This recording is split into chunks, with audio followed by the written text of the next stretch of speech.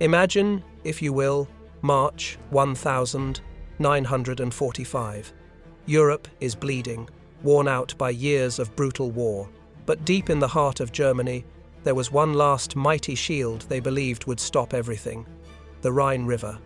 For thousands of years, this powerful waterway had protected the nation, seen as absolutely impassable. And the German defenders were so sure this was where the enemy would finally be halted. No army, they thought, could ever force its way across this mighty river without bridges, without huge losses, until something utterly unexpected, something even the most brilliant military minds of history couldn't have imagined, began to glide out of those very waters. What they saw wasn't just a truck. It wasn't just a boat. Oh no. It was a staggering surprise, dismissed by German intelligence as insignificant. It was General Motors' secret weapon, created in just 38 days. It rolled out in a massive fleet of over 21,000, the DUKWs. So, how did these swimming trucks come to be? And how did they completely shatter Nazi Germany's last great hope? How did this impossible river crossing transform into a 72-hour logistics highway that German commanders simply never saw coming? Get ready, because today, we're not just telling a war story. We're uncovering an incredible tale of ingenuity and industry, proving that in modern warfare, the victory often came not from military genius, but from the assembly lines of Detroit. This is the story of how an unseen force, a technology as secret as the bomb itself, turned Germany's impregnable fortress into a mere inconvenience. Let's delve into this remarkable chapter of history, shall we? March 23rd, 1945, 2100 hours. Western bank of the Rhine River near Wesel, Germany. The binoculars shook imperceptibly as Oberst Wilhelm Steinberg scanned the darkening waters of the Rhine, recording observations in his field notebook that would later be found among captured German documents at Army Group H headquarters. The Americans have reached our sacred river, but they cannot cross. No army has ever forced the Rhine against determined German resistance without bridges. Through the gathering dusk, he had just observed something that reinforced 3 years of Wehrmacht defensive doctrine. Artillery flashes illuminated the western bank, thousands of guns preparing for what German commanders expected would be a traditional river assault, requiring days of preparation, fixed bridging operations, and vulnerable crossing points their 88mm guns could systematically destroy. In Germany, the Rhine had protected the nation for 2 millennia. Even now, with the Reich crumbling from east and west, military engineers assured commanders that the river's 1,300-foot width and swift currents made it impossible to cross without lengthy engineering preparations. 2,000 men of the 51st Highland Division's 7th Battalion Black Watch prepared to enter the water, not in vulnerable assault boats that would shuttle back and forth under fire, not waiting for engineers to complete pontoon bridges under artillery bombardment, but aboard vehicles that German intelligence had catastrophically failed to properly assess. The strange boat-shaped trucks designated DUKW had been observed in Normandy and Italy, but Wehrmacht analysts dismissed them as specialized landing craft for beach operations, irrelevant to river warfare. The mathematics of the Rhine defense were about to be shattered not by superior firepower or overwhelming numbers, but by American industrial ingenuity that German defenders never imagined could be brought to bear on their last natural fortress. A systematic failure of intelligence that would transform Germany's uncrossable moat into a highway for Allied armour. The collapse had begun months earlier in German intelligence assessments. Oberst Günther Blumentritt, Chief of Staff to Field Marshal Gerd von Rundstedt, would later testify to Allied interrogators about the Wehrmacht's fundamental misreading of American amphibious capabilities. Intelligence reports from Sicily, Salerno and Normandy had described Schwimmwagen, swimming trucks, but German analysts filed these among the curiosities of American excess, like ice cream ships and Coca-Cola battalions. Among the defenders was Major Hans-Georg Model, son of Field Marshal Walter Model, serving with the 1st Parachute Army. His personal diary, captured after his surrender in April 1945, would provide historians with insight into German assumptions about Rhine defence. The Wehrmacht's most experienced officers, men who had studied river crossings from the Dnieper to the Seine, believed they understood the immutable laws of amphibious assault. Attackers needed overwhelming artillery superiority, specialised bridging equipment, and most critically, time to establish crossing points that defenders could target. But the first real revelation of German ignorance came in their assessment documents discovered at captured headquarters. Hauptmann Friedrich Wenzel, an intelligence officer with the 15th Army, had compiled reports on Allied equipment that mentioned the DUKW exactly 3 times in 6 months of documentation. Each reference dismissed them as coastal operations equipment, with no relevance to river warfare. The reports estimated American forces possessed perhaps 50 to 100 such vehicles in the entire European theatre. The reality was staggering. By March 1945, over 2,000 DUKWs operated in the European theatre. The US Army had organised them into specialised amphibious truck companies, each with 50 vehicles and trained crews. These units had practised river crossing operations since Normandy, developing doctrine that German intelligence never detected. The British had received 2,000 DUKWs through Lend-Lease, adding their own operational innovations. Canadian forces operated 800 units with specialised cold weather modifications. The DUKW's development represented American problem-solving at its most efficient. In April 1942, when a Coast Guard patrol boat ran aground on a sandbar near Provincetown, Massachusetts, conventional trucks couldn't reach it through surf and sand. This minor incident sparked a revolution in amphibious warfare that would ultimately help destroy the Third Reich. Palmer Coslet Putnam, working for the Office of Scientific Research and Development, partnered with yacht designer Rod Stevens Jr. and engineer Dennis Puliston to envision a truck that could transition seamlessly from water to land. When Ford Motor Company declined the project, claiming it was impossible to complete in the required timeframe, General Motors Corporation accepted the challenge on April 23, 1942. The engineering team at GMC's Yellow Truck and Coach Manufacturing Company in Pontiac, Michigan, worked around the clock. By June 2, 1942, just 38 days later, the first prototype rolled out. The vehicle combined a standard GMC CCKW 2.5-ton truck chassis with a watertight hull designed by Sparkman and Stevens yacht architects. The designation DUKW came from GMC's nomenclature system: D for 1942 design year, U for utility, K for all-wheel drive, and W for dual rear axles. The secret to the DUKW's versatility lay in several innovations. Frank Speer from GMC's engineering team developed the Central Tire Inflation System, CTIS, the world's first such system, allowing drivers to adjust tyre pressure while moving. At 10 to 12 pounds per square inch, the tyres spread wide for sand and mud traction. At 40 to 45 psi, they provided highway efficiency. A 25-inch propeller driven through a transfer case from the main transmission provided water propulsion at 5.5 knots, while a rudder linked to the steering wheel allowed seamless transition from water to land navigation. Major General Jacob Devers observed the first demonstration in June 1942 and immediately ordered mass production. The initial contract called for 2,000 units.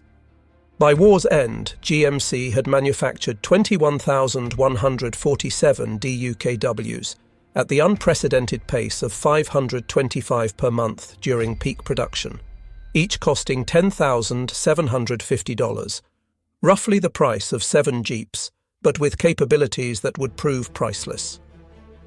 March 1945 found Germany's Rhine defences in a state Wehrmacht commanders refused to acknowledge even to themselves. General Alfred Schlemm's First Parachute Army, the most effective German force remaining in the West, had been bled white in the Reichswald battles, losing 90,000 men killed, wounded or captured. The reinforcements arriving to defend the Rhine were Volkssturm units, old men and boys with a few weeks' training, armed with captured weapons and wearing armbands instead of uniforms. Feldwebel Otto Kraus of the 181st Infantry Division, positioned near Wesel, wrote in a letter to his wife dated March 20th, "The Americans are across from us now, thousands of them. We can hear their vehicles day and night, but the Rhine protects us. Even Napoleon could not cross the Rhine against opposition.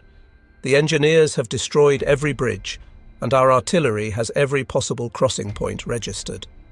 The defensive preparations appeared formidable on paper. Since September 1944, over 200,000 civilian labourers had been conscripted to strengthen the West Wall fortifications and extend them toward the Rhine. 3,000 concrete bunkers and gun positions had been constructed or reinforced. The river itself provided what German doctrine called the perfect water obstacle.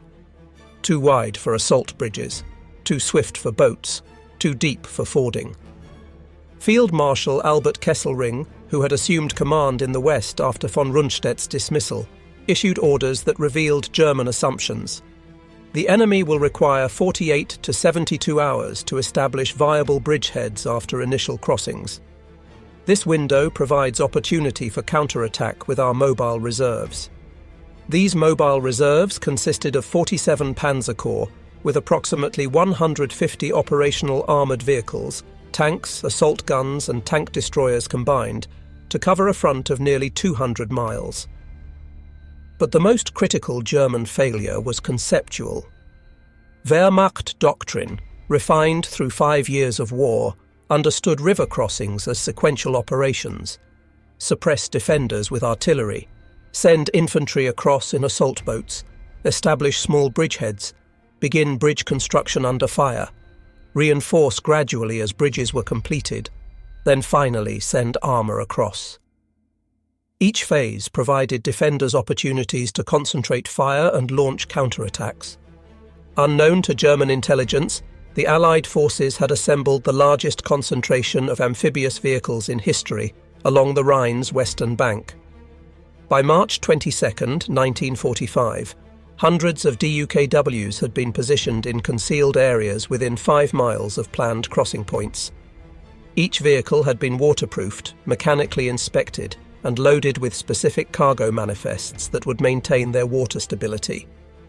Lieutenant Colonel William Thompson, commanding the 458th Amphibious Truck Company, recalled the meticulous preparation. "We knew this wasn't Normandy with tides and beach obstacles. The Rhine was about current, about exit points, about coordinating with artillery so we didn't get hit by our own shells.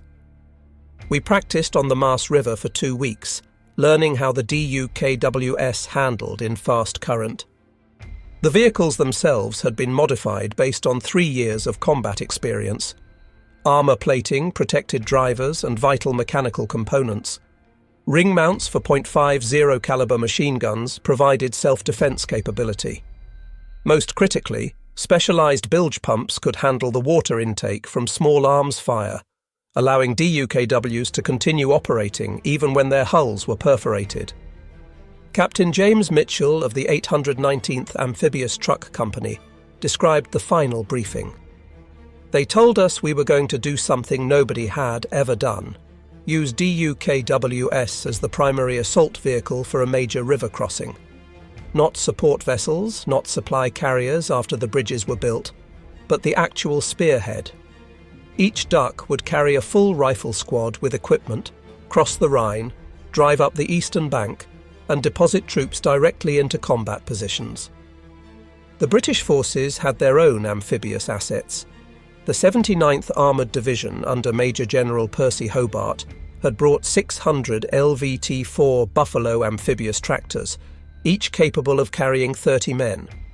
These would work alongside the American DUKWs in what would become the largest amphibious river crossing in military history. But it was the DUKWs, with their ability to seamlessly transition from water to land operations, that would prove most devastating to German assumptions.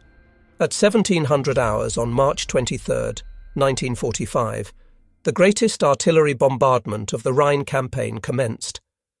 Over 4,000 Allied guns, from 25-pounders to 240mm howitzers, unleashed a 4-hour barrage that seemed to turn the air itself into a solid wall of steel and explosive. German observers reported that the eastern bank appeared to be boiling under the impact of thousands of shells per minute. Gefreiter Heinrich Müller, manning an observation post near Wesel, attempted to count the muzzle flashes across the river. I stopped at 500. It was like looking at a solid line of flame stretching north and south as far as I could see. The noise was beyond description. Not individual explosions, but one continuous roar that made thought impossible. Under cover of this bombardment and darkness, the first DUKWs entered the Rhine at 2100 hours. The 51st Highland Division led the assault, with the 7th Battalion Black Watch loaded into DUKWs operated by American crews. Each vehicle carried 12 fully equipped soldiers plus its 2-man crew. Navigation lights, shielded to be visible only from behind, marked entry and exit points on both banks. Sergeant Robert McPherson of the Black Watch described the crossing. "We rolled down the bank and suddenly we were floating. The American driver just kept driving like we were still on land, except now water was rushing past. The engine noise was terrific, and we could hear German shells hitting the water around us, but we couldn't see anything in the darkness and smoke." The current proved stronger than expected, 8 to 10 knots in the main channel. DUKWs launched upstream of their intended landing points, their drivers calculating drift like navigators plotting aircraft courses in crosswinds. Some vehicles were swept hundreds of yards downstream, but their ability to drive up any reasonably sloped bank meant they could exit the river wherever they found themselves. By 2200 hours, the first wave was across.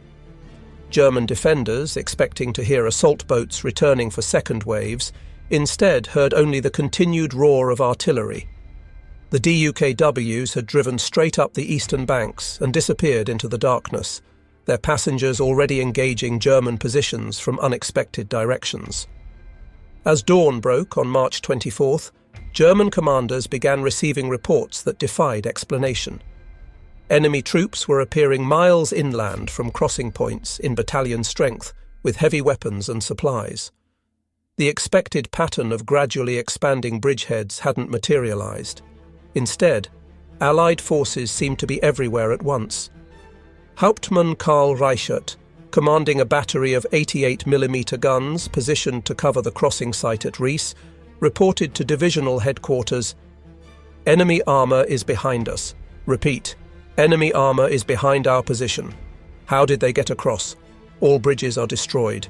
We have seen no pontoon construction." What Reichert had encountered weren't tanks, but DUKWs carrying infantry support weapons, mortars, machine guns and anti-tank guns that had driven directly from the Rhine to positions 3 miles inland. The vehicle's amphibious capability allowed them to bypass German strongpoints positioned to defend obvious routes from the riverbank. The scale of the operation became apparent as morning fog lifted. Hundreds of DUKWs were shuttling across the Rhine in continuous streams. Unlike assault boats that required engineer crews and were limited to perpendicular crossings at prepared sites, DUKWs could enter and exit the river anywhere banks permitted. German artillery observers reported swimming trucks crossing at dozens of points along a 22-mile front. Major Wilhelm Hoffmann, operations officer for the 185th Division, recorded in his war diary, "The enemy has deployed a type of amphibious vehicle in numbers we never anticipated. Our defensive plan assumed 6 to 8 crossing points we could target with concentrated fire. Instead, they are crossing everywhere. Our guns cannot engage so many targets simultaneously." The British Second Army's crossing at Wesel employed a devastating combination of DUKWs and Buffalo LVTS. The 15th Scottish Division crossed in Buffaloes, while DUKWs brought their heavy weapons and supplies. By 0800 hours, despite fierce resistance from the 1st Parachute Army, 3 full divisions were across the Rhine with their complete equipment loads. At 10 o'clock hours on March 24th, the thunder of aircraft engines added to the battle's cacophony. Operation Varsity, the largest single-day airborne operation in history, began as the massive air armada appeared over the Rhine.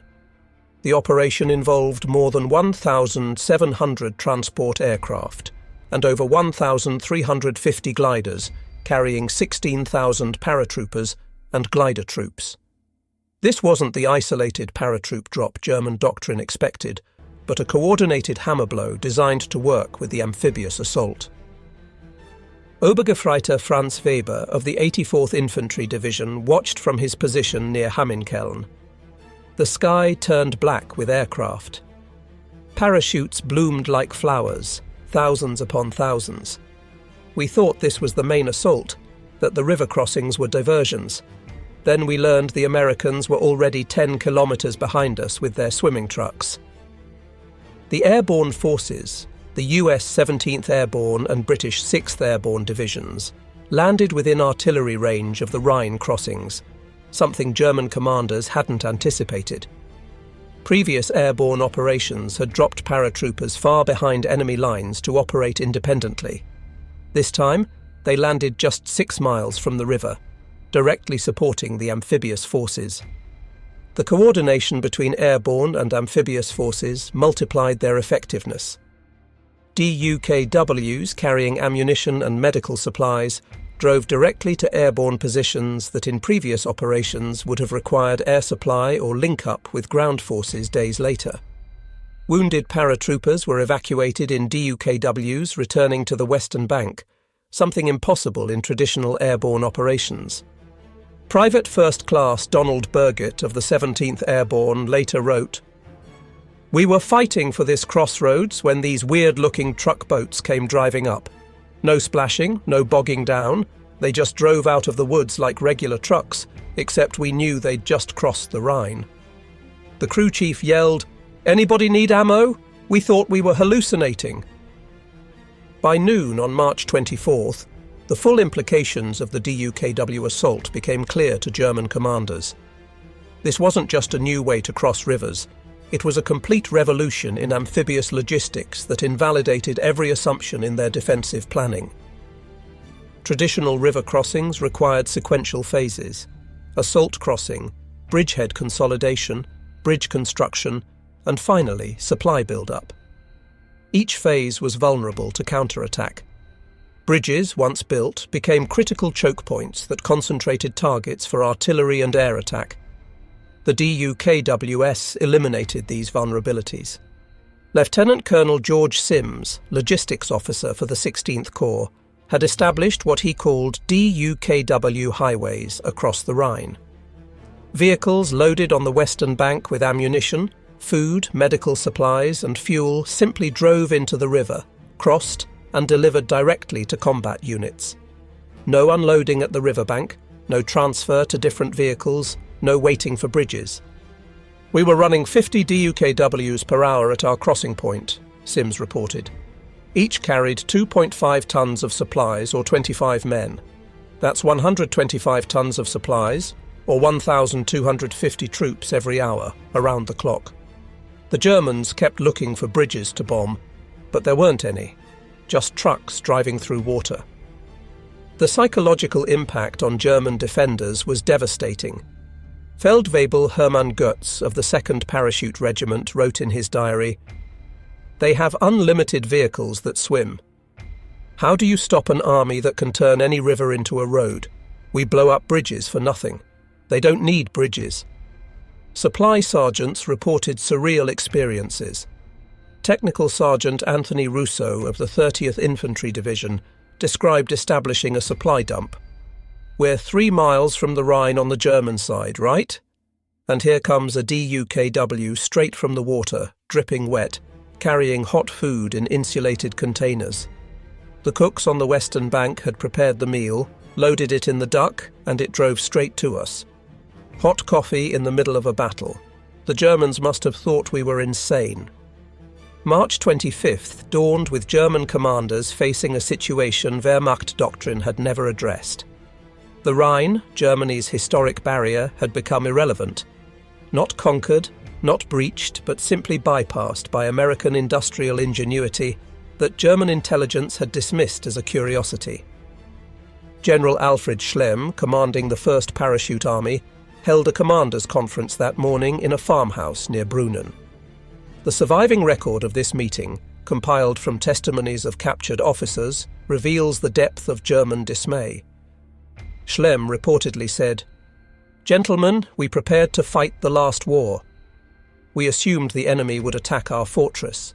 Instead, they drove around it. The numbers were staggering. In the first 48 hours, DUKWs had transported over 15,000 troops across the Rhine.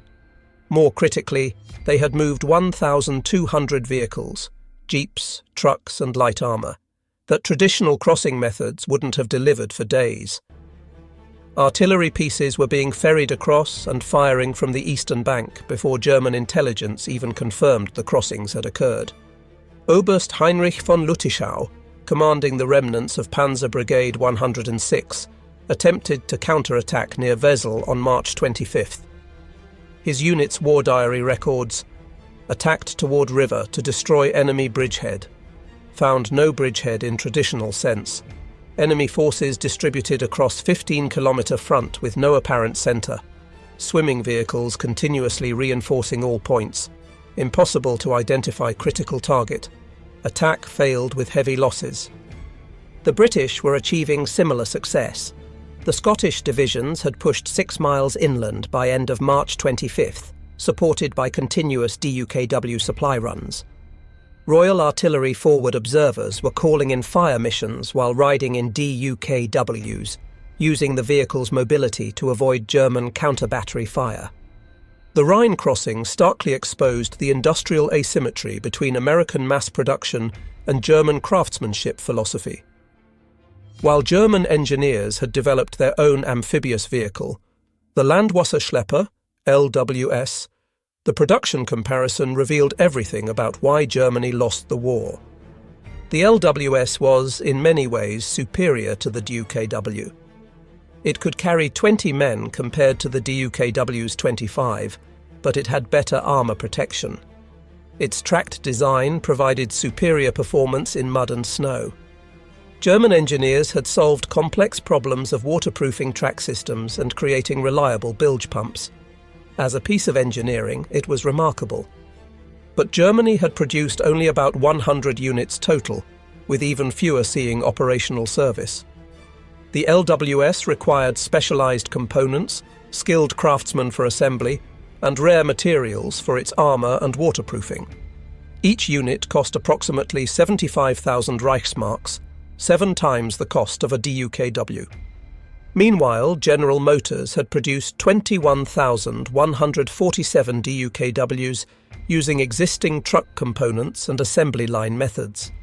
The vehicle shared its engine, transmission, axles and countless other parts with the standard CCKW truck, of which 562,750 were built. This standardization meant any mechanic familiar with military trucks could maintain a DUKW. Spare parts were abundant. Damaged vehicles were quickly repaired or cannibalized. Master Sergeant Edwin Coleman, maintenance chief for the 4622nd Amphibious Truck Company, explained the advantage. "We kept 90% of our ducks operational throughout the crossing. When something broke, we had the parts. When we didn't have the parts, we could adapt something from a regular truck. Try doing that with some specialized German wonder weapon." The production philosophy extended beyond mere numbers. American DUKWs were designed for ease of operation. Any soldier who could drive a truck could learn to operate a DUKW in a few hours. German vehicles required extensively trained crews. American mass production assumed operators would be citizen soldiers with minimal training. German design assumed professional soldiers with months of preparation. Personal accounts from both sides of the Rhine reveal the human dimension of this technological and tactical revolution. These were not abstract production statistics or strategic assessments, but young men experiencing the transformation of warfare in real time. Private First Class James Haas of the 89th Infantry Division recalled his first sight of the DUKWs. "We were lined up on the west bank, expecting to crowd into assault boats under fire like we'd trained. Then these things that looked like boats with wheels came rolling down the bank. A Navy guy, Navy in the middle of Germany, waves us aboard. I asked him, 'What the hell is this thing?' He grinned and said, 'Your taxi to Berlin, soldier.' The presence of US Navy personnel operating DUKWs deep in continental Europe added to German confusion. Seaman Second Class Robert Muti, assigned to Naval Detachment operating DUKWs for the Rhine crossing, described the German reaction. "We captured some Germans who just stared at our Navy uniforms. One who spoke English kept asking, 'How is the American Navy here?' The ocean is 300 miles away. He simply couldn't process what he was seeing." German accounts reveal progressive demoralization as the scope of American amphibious capability became clear. Lieutenant Friedrich Schulze of the 338th Infantry Division wrote in a letter captured after his unit's surrender, "They came across the river like it was a street. Not sneaking, not rushing between artillery barrages, but driving. Trucks full of soldiers driving through the Rhine. We shot at them, but more kept coming. Always more. Where did they get so many?" Unteroffizier Paul Brown, captured on March 26th, told interrogators, "We were told the Rhine would stop you for weeks, that you would have to build bridges we would destroy, that your assault boats would be easy targets for our guns. Nobody told us about swimming trucks. Nobody warned us you could cross anywhere, anytime. We prepared for the wrong war." By March 26, 1945, just 72 hours after the first DUKW entered the Rhine, the German defensive position had completely collapsed. What Wehrmacht doctrine insisted would take weeks had been accomplished in 3 days. The Rhine barrier, which propaganda claimed would hold until negotiations could save something of the Reich, had evaporated. The statistics from those 3 days revealed the revolution's scope. DUKWs had completed over 5,000 individual crossings.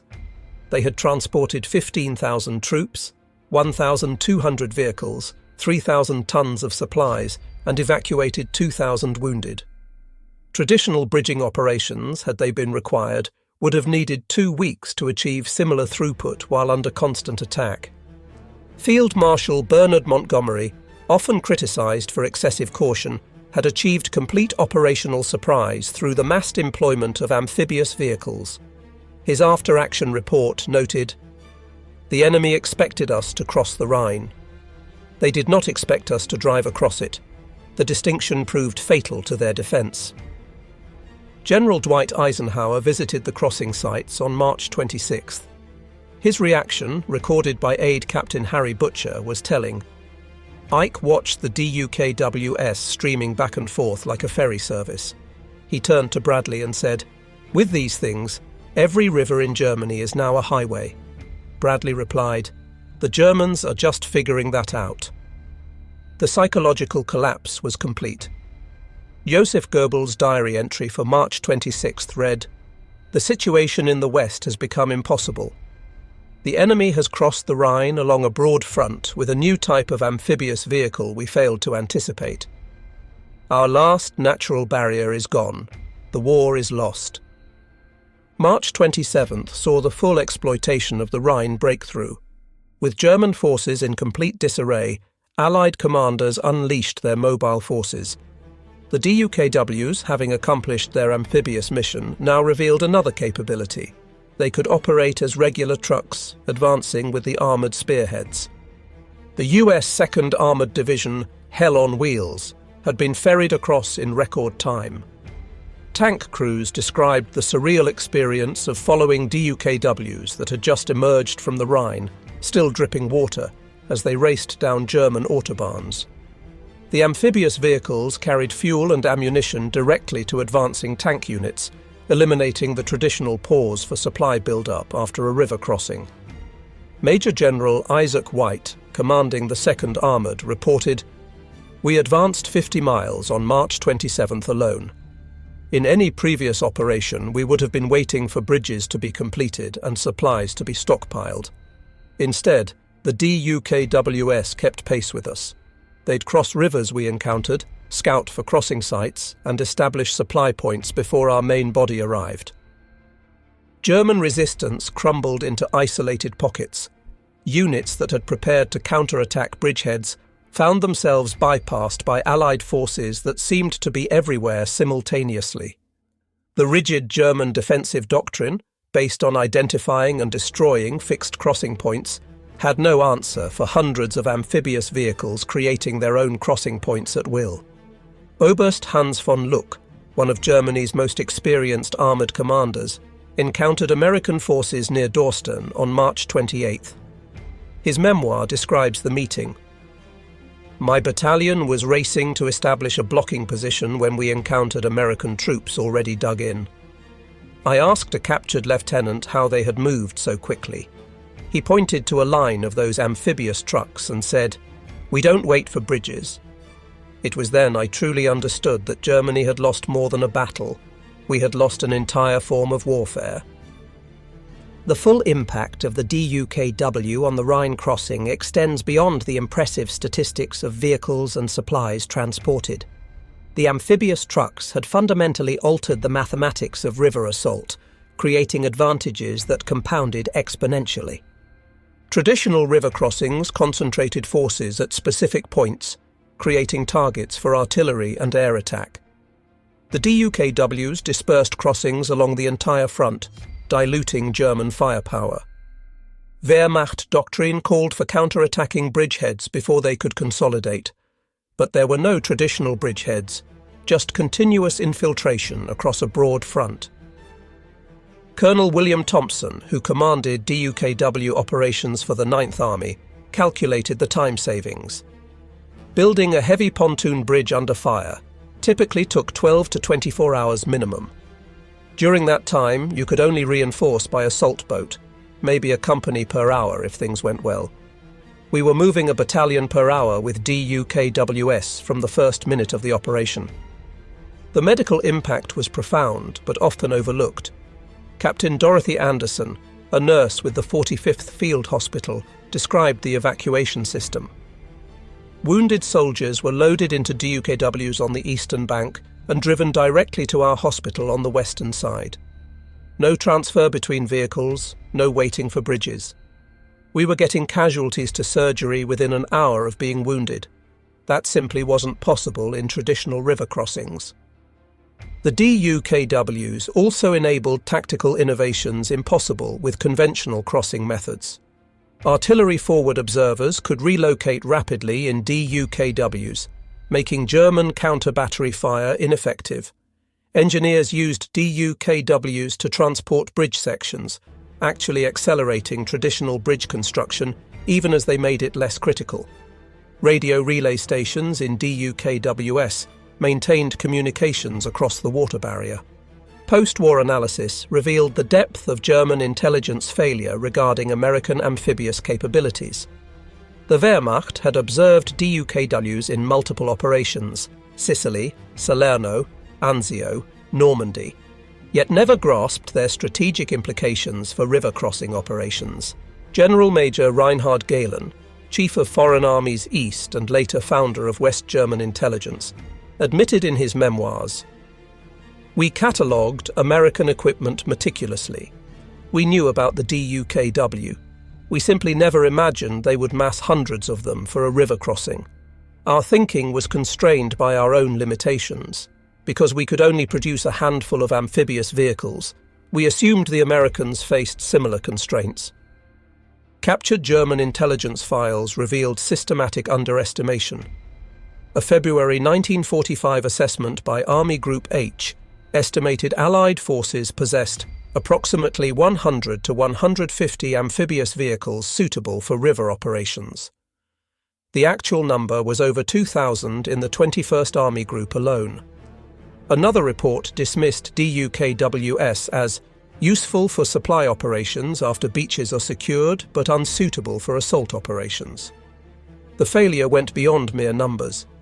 German intelligence never identified the specialized amphibious truck companies, never detected their training exercises on the Rhine River, never recognized the doctrinal revolution underway. They were preparing to fight the river crossing they expected, not the one that actually occurred. Major Joachim Engelmann, intelligence officer for the 1st Parachute Army, testified after capture. We studied every Allied river crossing from the Rapido to the Seine. We thought we understood their methods. The massed employment of amphibious vehicles simply wasn't in our calculations. It was as if they had developed the ability to fly tanks across the river, completely outside our frame of reference. Despite the tactical and technological superiority demonstrated at the Rhine, the crossing was not bloodless. The human cost, while far lower than traditional assault methods would have demanded, remained significant. Allied casualties for Operations Plunder and Varsity totaled 6,781, 3,968 British and Commonwealth, 2,813 American. The airborne forces suffered heavily from anti-aircraft fire, with some aircraft shot down before troops could jump. The 17th Airborne Division lost 430 killed in action in a single day.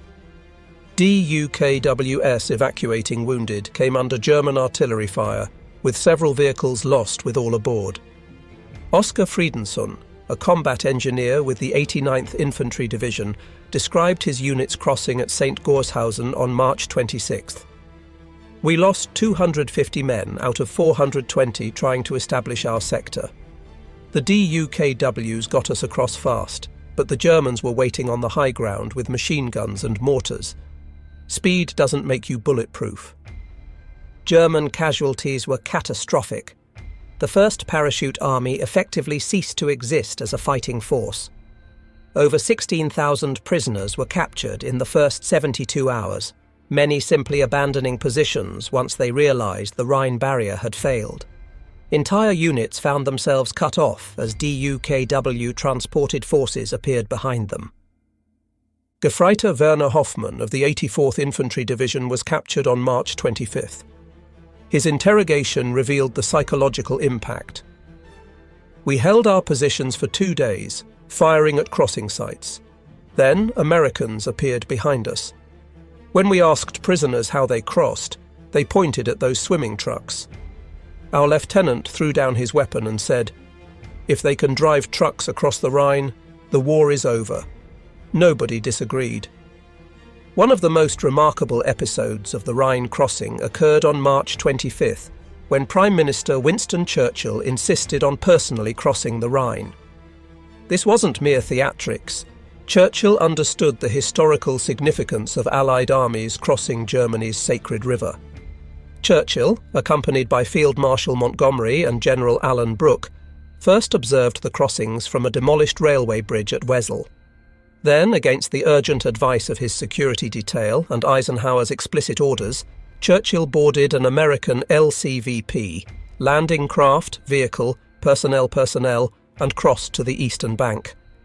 Montgomery's aide-de-camp, Lieutenant Colonel Trumbull Warren, recorded the scene. The PM was absolutely determined. He said, "I'm going to cross the Rhine. I've waited years for this moment." The American crew was horrified when they realized who their passenger was, but Churchill was already aboard, cigar clamped in his teeth, making V for victory signs. For 30 minutes, the British Prime Minister stood on German soil east of the Rhine, while German artillery shells landed close enough to spray the party with debris. Churchill reportedly picked up a handful of earth and said, "German soil." At last. The crossing was militarily unnecessary and risky, but psychologically powerful, the leader of Britain standing on conquered German territory. The incident revealed another advantage of the amphibious assault. Churchill could cross because DUKWs and landing craft were continuously operating. With traditional bridging, such a crossing would have required shutting down military traffic on a critical bridge. The distributed nature of the amphibious operation made Churchill's theatrical gesture possible. The success of the Rhine crossing accelerated the end of the European war by an estimated 3 weeks. according to post-war analysis by the US Strategic Bombing Survey. This acceleration came not from the mere fact of crossing, but from the speed and breadth of the operation enabled by amphibious vehicles. Traditional river crossing doctrine would have required sequential operations: establish small bridgeheads, build bridges under fire, reinforce gradually, then break out after supply build-up. This process, even successful, would have taken 2 to 3 weeks minimum. German forces would have had time to establish new defensive lines, destroy infrastructure, and potentially negotiate. Instead, the Allies achieved in 72 hours what German planning assumed would take weeks. By March 26th, 3 Allied armies were racing into Germany's interior. The Ruhr, Germany's industrial heart, was encircled by April 1st. The speed of advance prevented Germans from destroying factories, bridges, and supplies that might have prolonged resistance. General Omar Bradley calculated the lives saved. If we'd had to cross the Rhine the traditional way, assault boats, engineers building bridges under fire, gradual reinforcement, we'd have lost 50,000 men minimum. The DUKWs turned what should have been a bloodbath into a transportation exercise. The strategic impact rippled eastward. Soviet forces, learning of the Rhine crossing's success, accelerated their own operations toward Berlin, not wanting the Western Allies to capture the Nazi capital. The race between East and West that would shape post-war Europe was intensified by DUKWs crossing the Rhine. By March 28, 1945, the German command structure in the West had effectively disintegrated. Communications between units broke down as headquarters retreated or were overrun. The speed of the Allied advance, enabled by the Rhine crossing's success, prevented any coordinated defensive response. Field Marshal Walter Model, commanding Army Group B, found his forces divided and trapped in the Ruhr pocket. His final order, issued March 29th, revealed despair. The enemy has achieved the impossible at the Rhine. Further resistance only increases suffering. I release all soldiers from their oath. Save yourselves as best you can. Model committed suicide on April 21st rather than surrender. The psychological collapse was complete. Wehrmacht soldiers who had fought tenaciously for every German village now surrendered in masses. The Rhine had held mythic significance. Its loss meant the war was truly over. Units that might have conducted guerrilla warfare simply dissolved. Civilian morale, already shattered by bombing, completely collapsed. The Rhine crossing demonstrated that no natural barrier could protect Germany. If the Rhine could be crossed in 3 days, what was the point of continued resistance? Local officials began negotiating surrender of their towns to avoid destruction. Hans Frank, Nazi Governor-General of Poland, wrote in his diary, "The Rhine is crossed. The sacred river that protected Germany for 2,000 years has fallen in 72 hours. If there was any doubt about our fate, it is gone. We face not defeat, but annihilation." The Rhine crossing fundamentally changed military thinking about amphibious operations. Prior to March 1945, amphibious assault was primarily associated with seaborne invasions, Normandy, Pacific island hopping. The Rhine demonstrated that amphibious capabilities were equally decisive in continental warfare. The US Army's official history concluded, "The massed employment of DUKWs at the Rhine represents a revolution in military affairs equivalent to the introduction of armour in World War I. The ability to treat water obstacles as highways rather than barriers fundamentally alters operational planning." Soviet observers attached to Allied headquarters took careful notes. Colonel Ivan Yakushin reported to Moscow, "The Americans have solved the problem of river crossing through industrial mass production. They simply built so many amphibious vehicles that rivers become irrelevant. This has implications for any future conflict in Europe." The British Army, despite having participated in the operation, conducted extensive studies. Brigadier Richard Goodbody wrote, We must never again assume that water barriers provide significant defensive advantage against an enemy with proper amphibious equipment. The Rhine crossing proves that industrial capacity trumps geographic advantage. While generals claimed credit for the Rhine crossing's success, the true heroes were the DUKW crews who made it possible. These men, many from US Navy detachments, found themselves in the middle of Germany operating what amounted to floating targets. Seaman First Class Joseph Bernardini of Naval Unit 350 described a typical crossing. You're driving this big, slow target across 1,300 feet of open water. German 80s are shooting at you, mortars dropping around you, machine guns trying to find the range. You can't zigzag much, or the current takes you. You just grip the wheel, push the throttle, and pray. The maintenance crews performed miracles keeping DUKWS operational. Working under fire, often in darkness, they repaired hull breaches, replaced propellers damaged by debris, and kept engines running despite being soaked with Rhine water. Master Sergeant Thomas Riley of the 458 Amphibious Truck Company Maintenance Section reported, "We were patching holes with anything we could find. Ration cans hammered flat, chunks of German armor plate, even wooden plugs. If it floated and moved, we kept it running." British DUKW operators, trained by Americans, added their own innovations. Sergeant Major William Davies of the Royal Army Service Corps developed a technique for using DUKWs to rescue crews from knocked-out tanks. We'd drive right up to burning tanks, use our vehicle as a shield, and pull wounded tankers aboard. The water dripping from our hull helped with the heat. Saved dozens of lads that way. After the war, German military professionals conducted exhaustive studies of their defeat. The Rhine crossing featured prominently in these analyses as a failure of imagination as much as material. General Franz Halder, former chief of the General Staff, wrote in 1948, "We prepared extensively for the Allied Rhine crossing.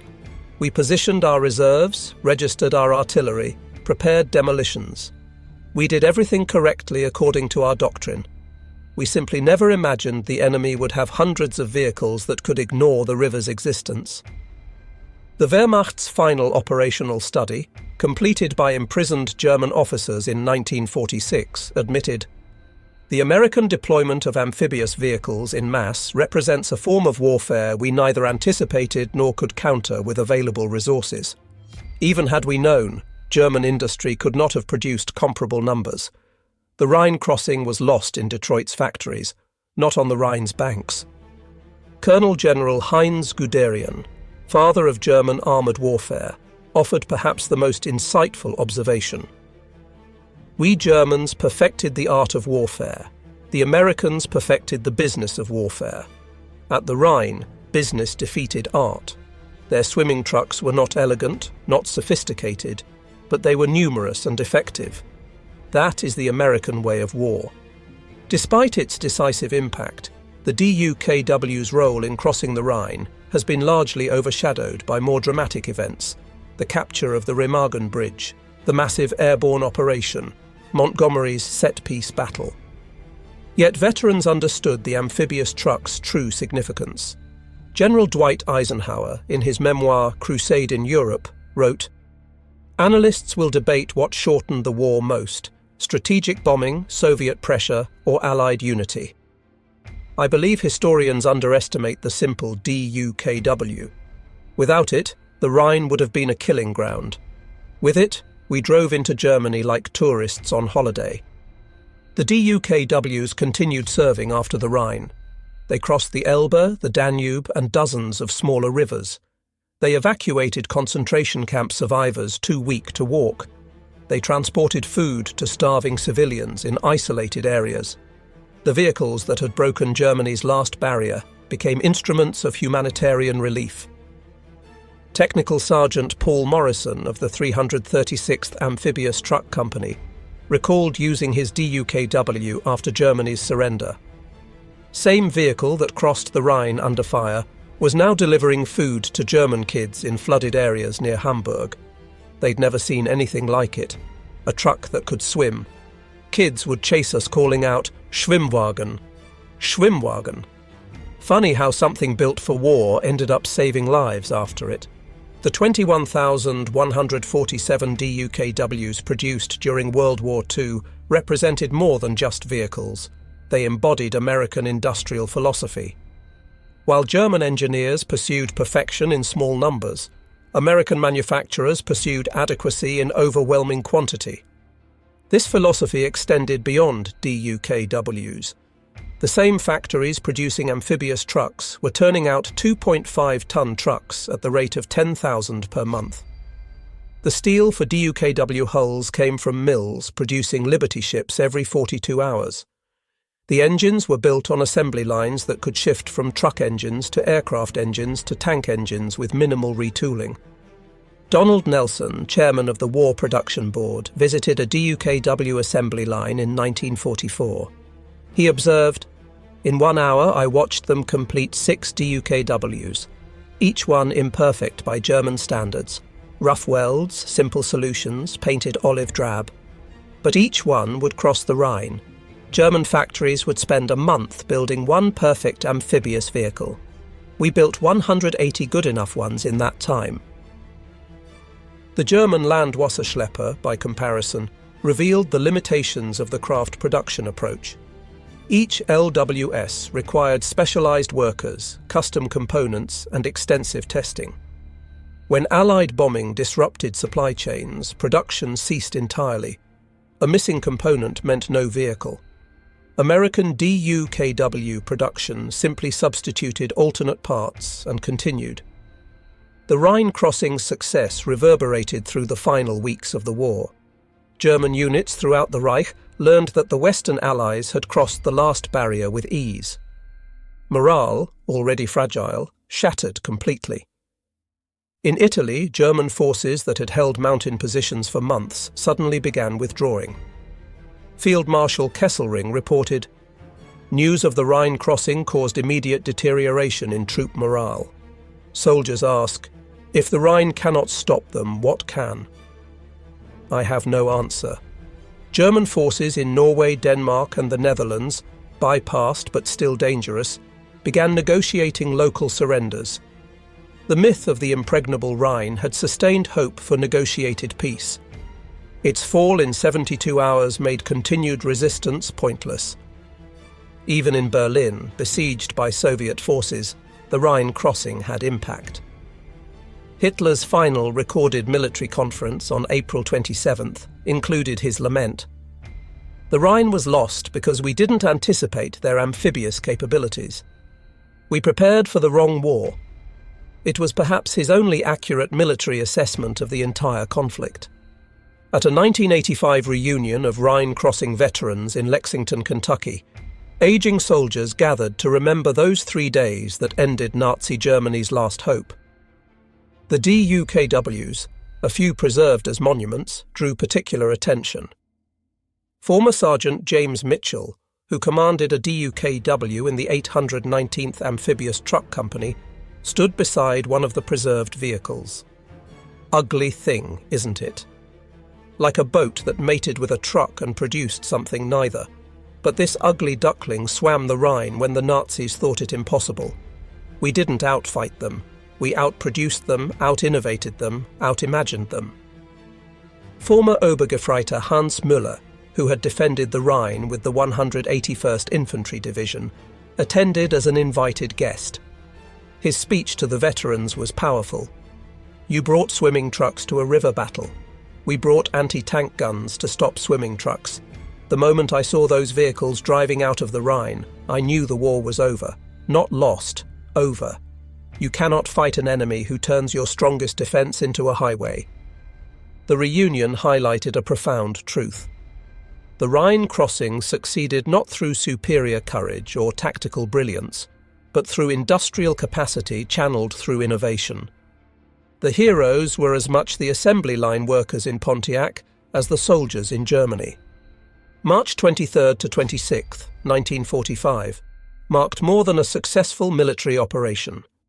It represented the triumph of American industrial democracy over German military aristocracy, of mass production over craft perfection, of pragmatic innovation over rigid doctrine. The DUKW itself was quintessentially American, not the best amphibious vehicle possible, but the best that could be mass-produced with existing technology. It solved problems through quantity rather than quality, through standardization rather than specialization. It was operated by citizen soldiers with minimal training rather than professional warriors with years of experience. This approach horrified German military professionals. General von Rundstedt in British captivity complained, "War has become a factory manager's business rather than a general's art. Your swimming trucks were not weapons of war, but products of industry. You defeated us not on the battlefield, but in the factory." Yet this transformation was precisely the point. America had democratized warfare just as it had democratized production. The DUKW represented not just military capability, but industrial ideology, the belief that any problem could be solved through sufficient production properly organized. The final accounting of the Rhine crossing operation reveals the DUKW's decisive impact. Vehicles involved: hundreds of DUKWs in direct Rhine crossing operations, 600 British Buffalo LVTS in support, 2,000 plus DUKWs available in theatre, approximately 100 German LWS produced, few operational. Transportation achievement: March 23rd to 31st, 1945, 15,000 plus troops ferried across, 1,200 vehicles transported, 3,000 tons of supplies delivered, 2,000 wounded evacuated, 5,000 plus individual DUKW crossings completed. Production comparison: 21,147 DUKWs manufactured by USA, 562,750 standard trucks sharing DUKW components, approximately 100 LWS produced by Germany. 0 German vehicles specifically designed for river assault. Time factors: 38 days from DUKW concept to prototype, 72 hours to breach Rhine defences, 3 weeks of war shortened by rapid crossing, 50,000 estimated Allied casualties prevented. Cost analysis: $10,750 per DUKW, 76.000 Reichsmarks pro LWS. 7-to-1 cost ratio favouring American production. Infinite advantage in actual deployment. The DUKW's role in crossing the Rhine transcended its immediate military impact. It demonstrated that technological surprise could be achieved not through secret weapons, but through mass deployment of capabilities enemies dismissed as insignificant. Post-war military doctrine incorporated the Rhine lessons.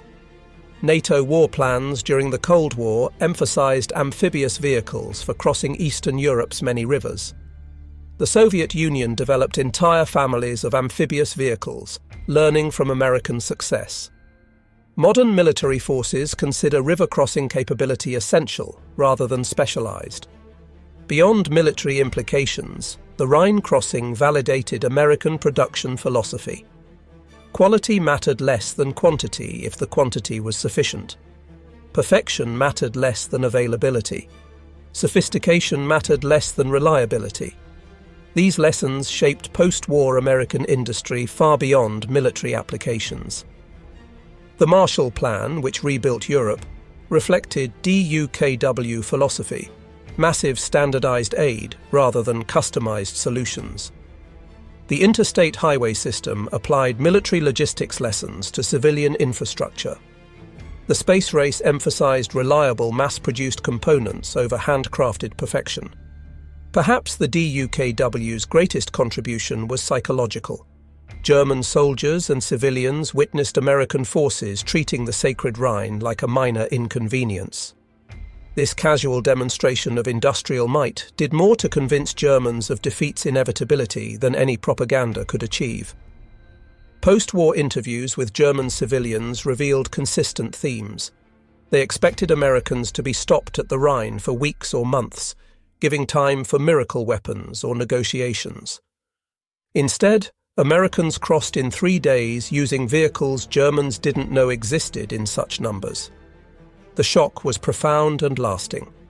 Frau Elisabeth Becker, who lived near Wesel, recalled, "We heard the artillery on March 23rd, terrible thunder all night. We expected weeks of battle. On March 26th, American trucks were driving past our home, still wet from crossing. My father, a veteran of the Great War, saw them and said, 'When your enemy can drive trucks through rivers, the war is over.' He was right." This psychological collapse accelerated German acceptance of defeat and occupation. Resistance movements that might have emerged never materialized. The demonstration of American industrial capacity at the Rhine convinced Germans that resistance was futile, not from military defeat, but from technological obsolescence. Winston Churchill, who had personally crossed the Rhine during the operation, offered perhaps the most eloquent assessment in his war memoirs. The Rhine crossing of March 1945 marked not merely the breach of Germany's last barrier, but the triumph of a new form of warfare. The Americans, with their amphibious trucks, had solved through industry what we Europeans attempted through strategy. They didn't defeat the Rhine, they ignored it. I watched those ungainly vehicles, part boat, part truck, wholly effective, streaming across waters that had protected Germany since Rome's legions. Each DUKW was a messenger of doom for Nazi Germany, carrying not just soldiers, but proof of American industrial supremacy. In my long life, I have witnessed many military innovations, the machine gun, the tank, the aircraft, but few impressed me as much as those simple swimming trucks at the Rhine. They represented not technological brilliance, but organizational genius, not German-style perfectionism, but American-style pragmatism. When I stood on the eastern bank of the Rhine on March 25, 1945, watching DUKWs emerge from the river like primordial beasts evolving from sea to land, I knew I was witnessing not just the end of the war, but the beginning of the American century. On May 7, 1945, just 6 weeks after the Rhine crossing, General Alfred Jodl signed Germany's unconditional surrender at Reims. Among the factors he cited for Germany's defeat was the enemy's unexpected amphibious capabilities at the Rhine. This admission, buried in longer explanations about strategic bombing and Soviet pressure, revealed the crossing's true impact.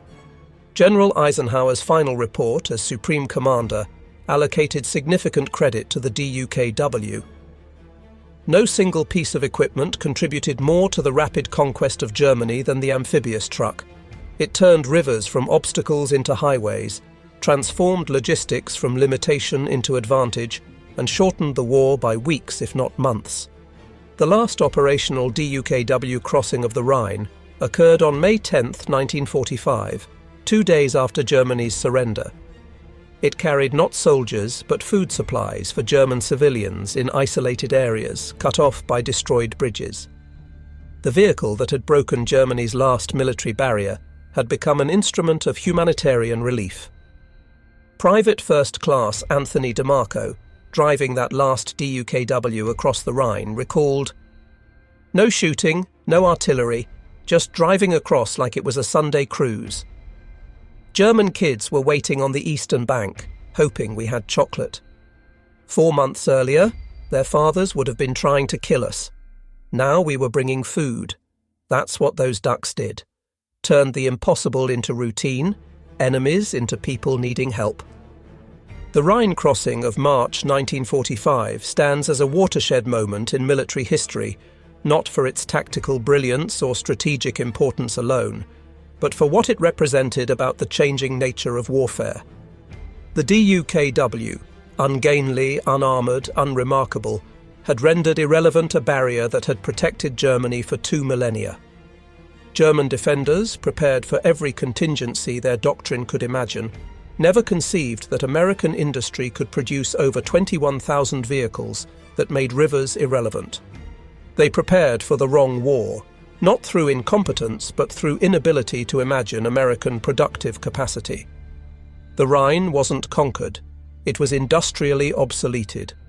The hundreds of DUKWs that crossed the Rhine between March 23rd and 31st, 1945, carried more than soldiers and supplies.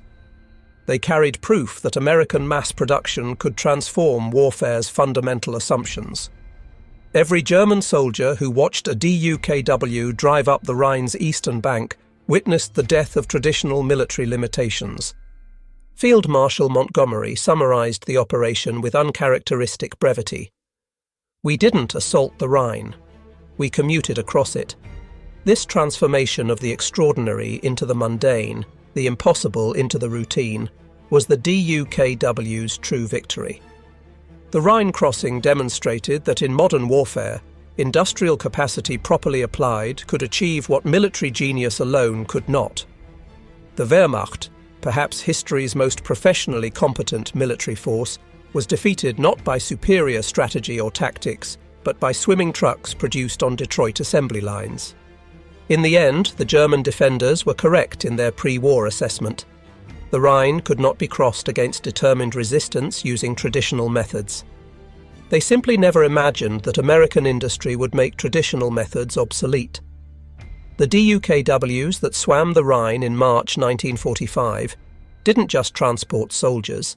They carried the future of warfare, where industrial might would trump geographic advantage, where mass production would defeat craft perfection, where pragmatic innovation would overwhelm rigid doctrine. The Rhine crossing's true lesson was not military, but industrial. In the 20th century's total wars, victory belonged not to the best soldiers, but to the best factories. The German defenders never knew Americans had amphibious trucks to cross the Rhine, not because of intelligence failure, but because they couldn't conceive such plenty. That conceptual blindness, more than any tactical error, doomed the Third Reich's last stand at Germany's sacred river.